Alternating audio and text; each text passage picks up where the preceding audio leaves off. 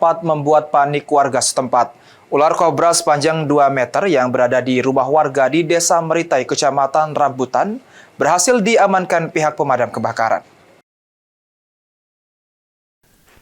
Petugas pemadam kebakaran Pos Sungai 2 berhasil mengevakuasi seekor ular kobra sepanjang 2 meter yang ditemukan di dalam rumah warga di kawasan perumahan Permata Gria 7, Desa Meritai, Kecamatan Rambutan, Banyuasin. PLT Kepala Bidang Pemadam Kebakaran Banyuasin Ashrul Shani mengatakan, proses evakuasi ular kobra berlangsung selama 20 menit.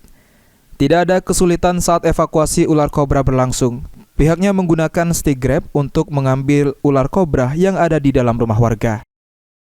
Mendapatkan laporan dari warga, namanya Bapak Hafiz, adanya ular kobra yang masuk di rumah beliau, dan anggota langsung meluncur ke lokasi.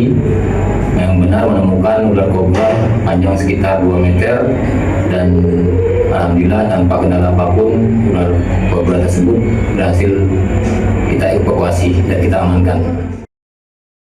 Ashrul Shani juga menghimbau kepada masyarakat untuk tetap waspada terhadap hewan yang membahayakan dan segera melapor ke pihak pemadam kebakaran untuk dilakukan evakuasi.